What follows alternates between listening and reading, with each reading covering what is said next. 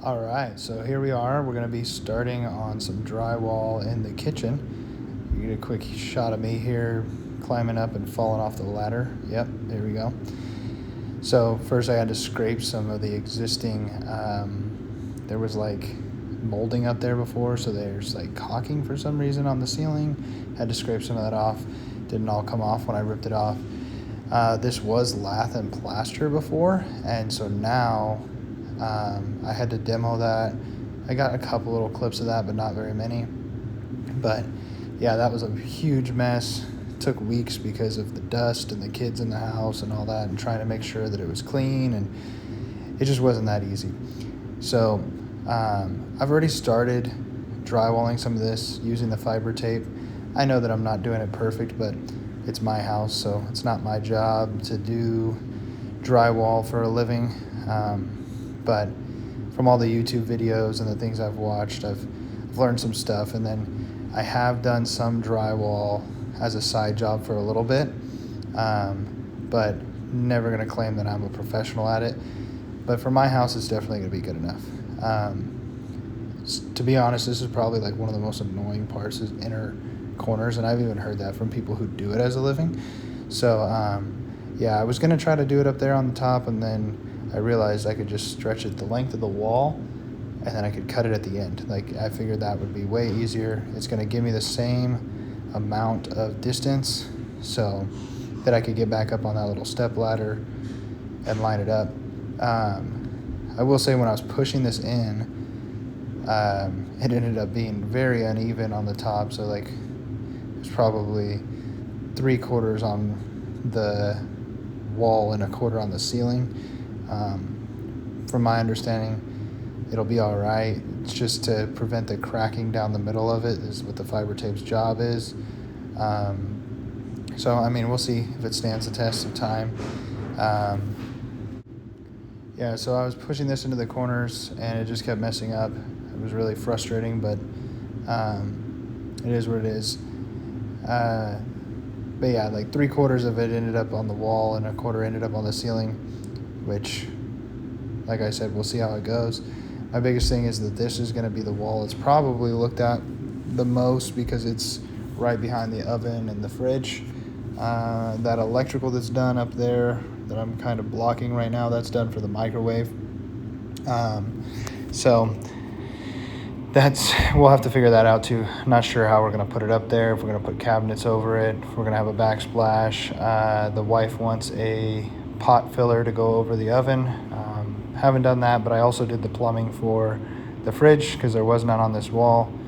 Our house is 100 years old, so I mean, back then they were probably just using ice boxes, not even using fridges. So it was like, to give you an idea, the electrical for the oven, they drilled a hole into the floor and just had wires hanging into the basement so that they could do it. So yeah, it actually is still somewhat like that, but it's better because we had our electrical done. The whole house was knob and tube, so we had to do some updates to the wiring in order to make our house suitable for living and not catching on fire. We had a situation where in the winter, our heater went out actually, and we had to get electric heaters for each of the rooms upstairs. We couldn't even run 2 of the 4 bedrooms upstairs without popping a breaker. So that was a fun situation. Got all the electrical done. Each room has its own 20 amp breaker now, but here I am trying to make sure that I got everything lined up so that I can get everything done. I think I'm actually talking to one of the kiddos right now.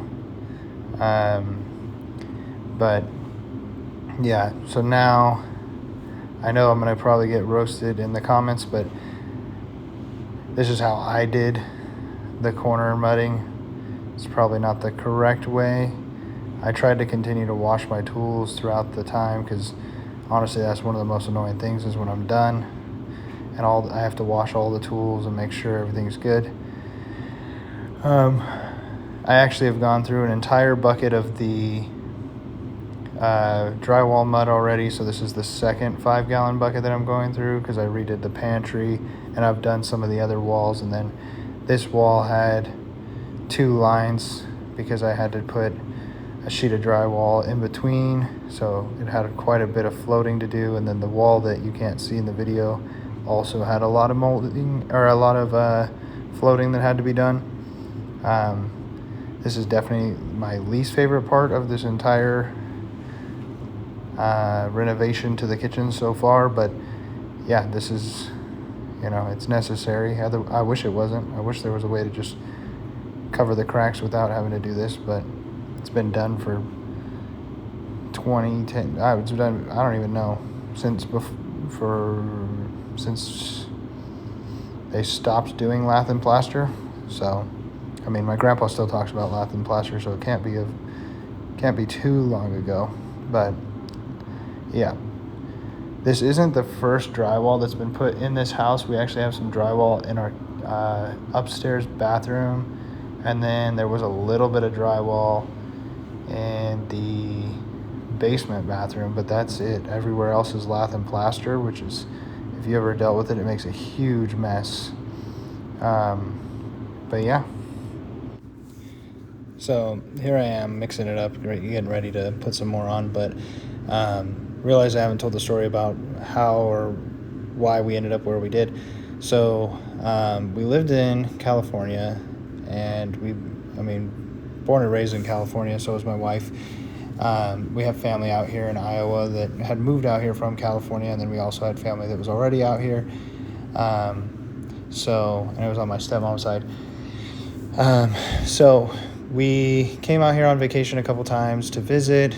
Actually, it was like our second time or something like that we were out here, that we saw, or that we were like, man, this is nice, maybe we should like retire here or something like that.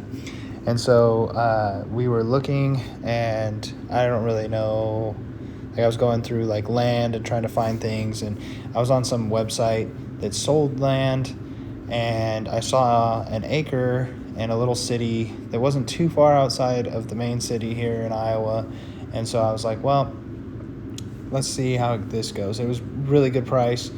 And so I reached out, and actually it was weird. Like I tried to reach out on the actual website, couldn't do it. And so I reached out to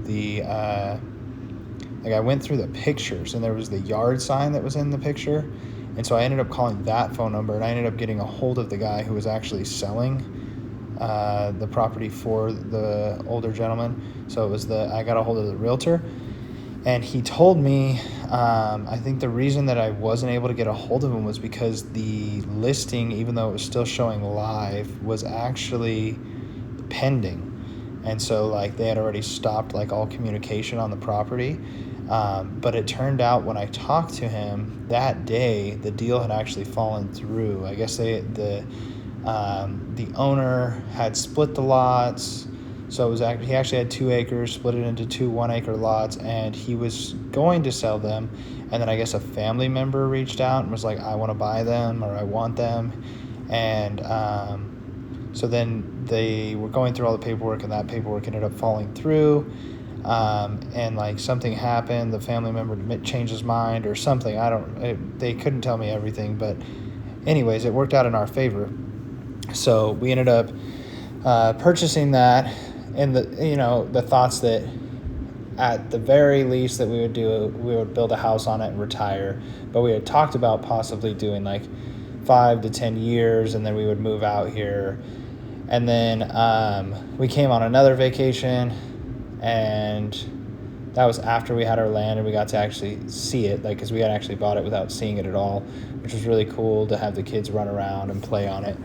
And it needs some work, and it's got a pretty big slope on it, but the neighbor right next door, they have not really next door. I mean, the neighbor that's the closest person who owns a house on our side of the street, theirs is also the same slope, and they just leveled their section out, and then they did a walkout basement. So it's definitely like we could build on it. But yeah, we purchased that, and then we were out here. I was going through, I was working in solar in California, and I was doing some I was doing a bunch of jobs and side jobs and doing solar and knocking doors and doing all the things and just trying to figure out what I was going to do.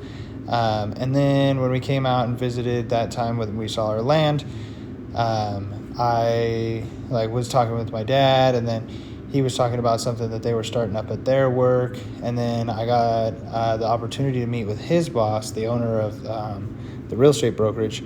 And then we ended up talking for like 2 hours. And in the end, he was kind of like, because he was picking my brain, trying to see if, he could learn some things from my experience knocking doors and like sales and things like that he could use for the business. And in the end, he asked me, like, would I entertain the idea of actually doing the job here? And I told him, maybe if everything's right and all that stuff, and then obviously talk with the wife and make sure it makes sense for the family. But we had already decided that at some point we were moving here anyways, but it sped up the process a little. So on our drive home, we ended up making the decision after going back and forth and the pros and cons and all those things. We made the decision, because we drove all the way from Iowa back to California, we made the decision that yes, we were going to do it. Shortly after, we contacted a couple realtors, interviewed them, and then got our house on the market, and then started cleaning everything up, doing everything we could to make sure that the house was ready for selling, which that was pretty hard. And then we own 3 vehicles, and with only 2 drivers, that would have been really tough. Plus, we took a U-Haul, so there would have been 4 drivers. Like, we would have had to drive twice with all the kids, because there would have been no way to have them watched. So I actually came up with a crazy plan. I ended up driving my small car all the way out here, and then flying, and I left it at my dad's house, and then I took a plane back home.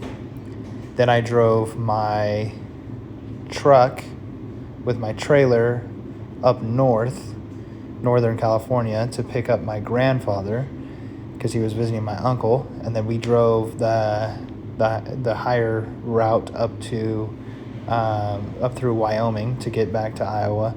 That was a fun trip. We ended up having to stop and stay at in the middle of the mountains in Wyoming, because I got tired. We just had to stop somewhere.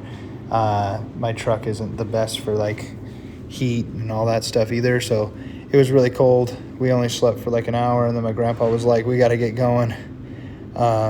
So then we drove for a while, and then barely made it by nighttime the next day in that truck, and only lost 1 box because I had my trailer and it was open. We finally figured out that the box wasn't at least a super important box, but we did lose some stuff.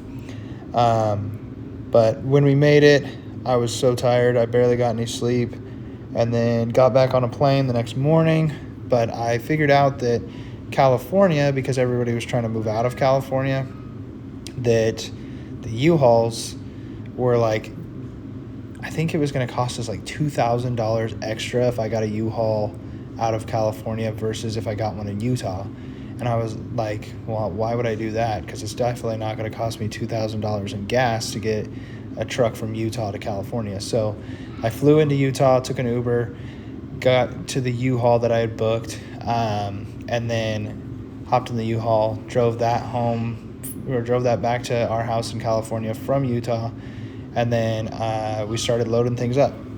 It was pretty crazy, a couple of weeks or so, or a week and a half, something like that, when we were doing that. But yeah, loaded up the truck.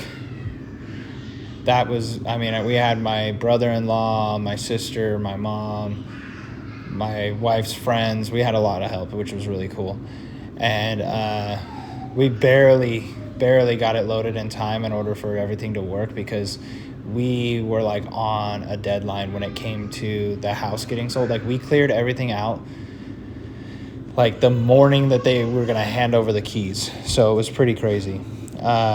So we got everything cleared out very early in the morning.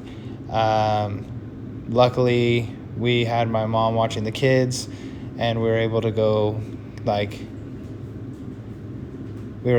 get, yeah, we had Bronx, just the little guy, but we were able to drive that crazy story is that when we got most of the stuff in the truck, but I had a lot of stuff, and I ended up throwing a bunch of stuff out on the curb, posted on Facebook that it was for free, and I just said, like, take it all, take some of it, whatever. I just wanted it gone. I kid you not, it was probably like half a garage worth of stuff, just because I was flipping stuff all the time and had a bunch of items. So definitely crazy amount of stuff that we had sitting in the front of our house. Some good stuff, some tools, like a lot of crazy stuff, but most of it was stuff I had doubles or things that I had like gotten on huge flips that I'd already made, like, at least triple my money on. So like getting rid of those things for free was no big deal. So I threw a bunch of that stuff out front. I had so many people at my house, and like people were trying to go, like, look through our U-Haul, and I was like, no, it's just the stuff in front of the house.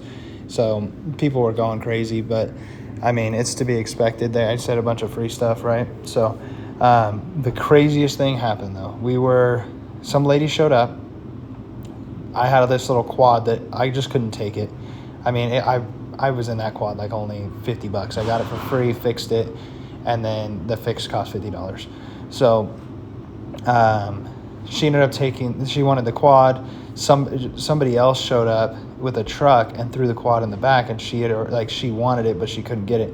So she started like angrily going through the pile of stuff and picking stuff and like putting it to the side, and people were showing up, and she was like, that stuff's mine, and being all rude. And she hopped in her car with her kid, or she popped the trunk open. Her milk falls out of the car, busts everywhere, and it is hot outside. Like, and it's early in the morning, but it is hot, and I know that milk ended up smelling. But so milk drops out of the car. She's like frustrated. I could see it. She's telling her kid all this and that, and then like she gets in the car to go, like she goes to speed off. Like, she's angry, right? Like I said, she goes to speed off, runs over a kitten that just ran under her car, but she was being like excessively speeding or whatever. Like she hopped in the car and hit the gas hard. So like cat had no time to move. Kills a cat, like guts are everywhere. It was so gross. She gets out of the car, looks at it, and then gets back in her car and just drives away. And so like now my neighbor's got a dead cat in front of their house and a bunch of milk that definitely spoiled, and I felt so bad because we were on such a tight timeline that I wasn't able to like get out of the car and get going and like get out and like help clean that up before we left. Like, we were down to the minutes at that point. I honestly realized later on that I ended up leaving my ladder at my neighbor's house, and I left like my entire rack of wood, and there's a couple other things that I know I left at that house, and I was just like, dang, that's crazy.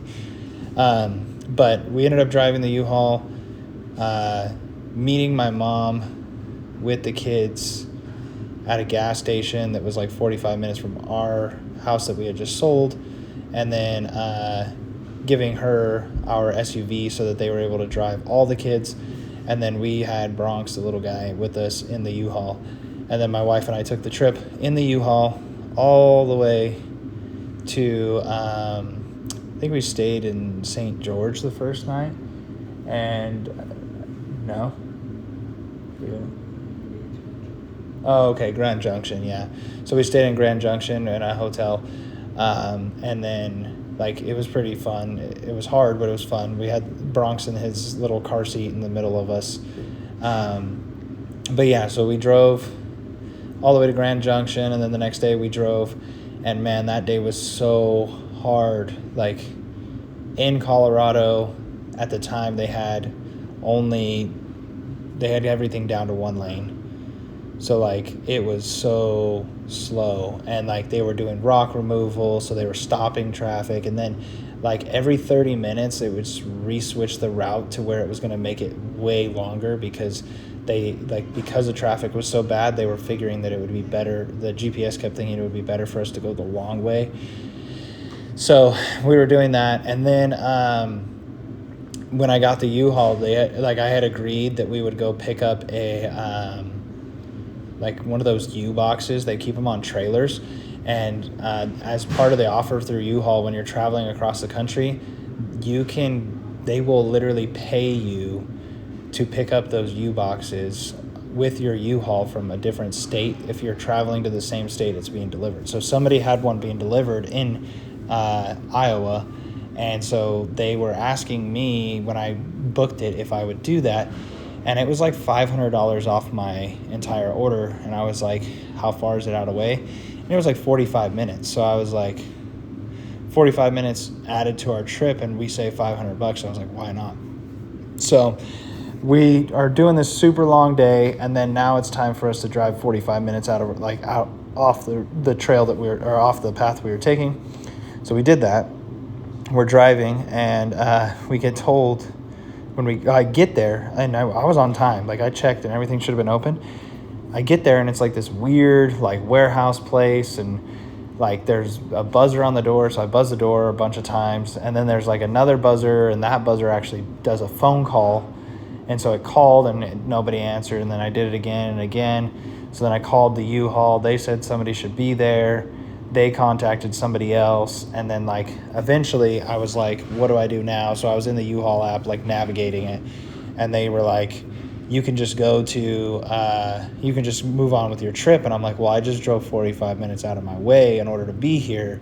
And they were like, yeah, we'll reimburse you for that. We'll take off, I think it was like, it still took off $220 or something from our total trip, which I was like, okay, that's good. Like, it didn't make me too mad that we like did that, but I was really frustrated. I was like, we drove all the way out of this way, and the reason was because we wanted to save the $500. But to be honest, it was probably really good, because I'm pretty sure that the truck we had a really bad transmission, because in Colorado, yeah, the mountains were really high and stuff, and I know the truck was overloaded, but I had the pedal to the floor, and I could not ever go past 35 miles an hour.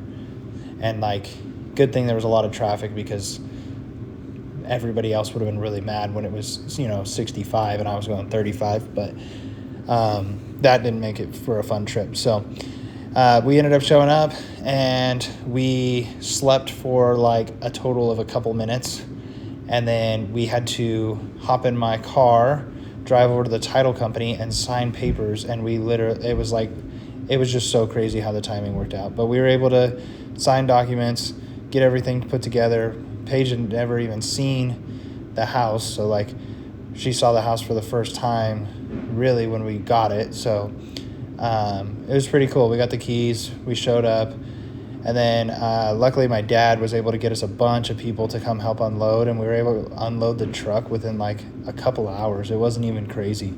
Got the truck unloaded.